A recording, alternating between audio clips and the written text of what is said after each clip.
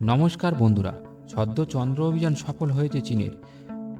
চাঁদের দক্ষিণ মেরুর অদেখা অঞ্চল থেকে মাটি ও পাথর নিয়ে পৃথিবীতে ফিরে এসেছে চীনের চ্যাঙ্গি 6 মহাকাশযান। তারপরে দুদিন কাটতে না কাটতেই চন্দ্রযান 4 মিশন নিয়ে বড় আপডেট দিয়ে দিল ভারতীয় মহাকাশ গবেষণা সংস্থা ইসরো। জানালো দক্ষিণ মেরুর কাছে চন্দ্রযান 3-এর সফল অবতরণের পরে এবার চন্দ্রপৃষ্ঠ থেকে নমুনা সংগ্রহ এবং ফিরিয়ে আনার জন্য যাবে চন্দ্রযান 4।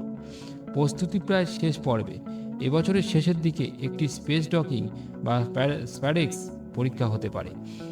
জানা গেছে চন্দ্রযান 4 দুটি ধাপে উৎক্ষেপণ করা হবে। এই উৎক্ষেপণে দুটি মিনি স্যাটেলাইট পৌঁছবে মহাকাশে, যাদের দুটি ভিন্ন কক্ষপথে ইনজেক্ট করা হবে।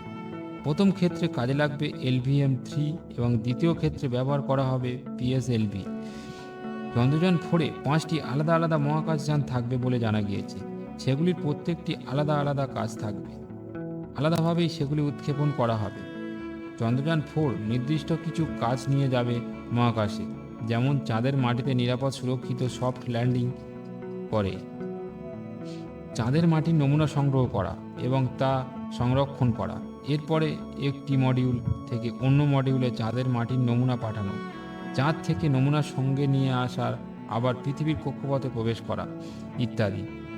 বুধবার নয়াদিল্লিতে ইন্ডিয়ান স্পেস কংগ্রেসের তরফে ইসরোর চেয়ারম্যান এস সোমনাথ বলেন, আমরা চন্দ্রযান 4-এর কনফিগারেশন এবং কিভাবে চাঁদ থেকে নমুনা পৃথিবীতে আনা যায় তা নিয়ে ভাবনা চিন্তা করেছি।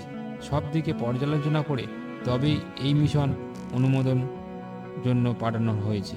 আমরা একাধিক লঞ্চিংয়ের কথা ভেবেছি এবং সেই মতোই প্রস্তাব রেখেছি, কারণ আমাদের হাতে যেসব রকেট আছে তা একটি মিশনে যেতে এবং ফিরে আসতে যথেষ্ট সক্ষম নয়।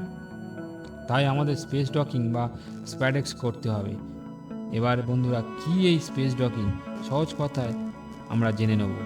সহজ কথায় দুটি পৃথক মহাকাশযানের একে অপরকে খুঁজে পাওয়া এবং একই কক্ষপথে স্টেশনে হওয়াকে বলা হয় স্পেস ডকিং। 1966 সালে প্রথম আমেরিকার জেমিনি প্রজেক্ট এই স্পেস ডকিং হয়েছিল। মহাকাশচারী নীল আর্মস্ট্রং এবং ডেভিড স্কট ছিলেন জেমিনি 8 মহাকাশযানের মানববিহীন এজেনা টার্গেট যানের সঙ্গে ডক করেছিল জেমিনি। ইসরো জানিয়েছেন, ভবিষ্যতে মহাকাশের মিশনের জন্য এই ডকিং খুবই গুরুত্বপূর্ণ হতে চলেছে। অন্তত যতদিন না ইসরো চাঁদে সফল অবতরণ করানোর জন্য মহাকাশচারীদের পাঠাতে পারছে, ততদিন পর্যন্ত এভাবে একাধিক চন্দ্রযান সিরিজের মিশন চালিয়ে যেতে হতে পারে। জানা গেছে এই বছরের নভেম্বর-ডিসেম্বরের মধ্যেই স্প্যাডেক্স চালু হতে পারে। প্রসঙ্গত, মহাকাশে মানুষ পাঠানোর দীর্ঘস্থায়ী স্বপ্ন পূরণ করতে গগনযানের দিকেও নজর রেখেছে ইসরো।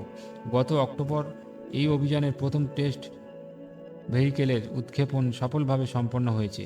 এই বছর গগনযান অভিযানের পরবর্তী 3টি পরীক্ষা করার প্রস্তুতি নিচ্ছে ইসরো।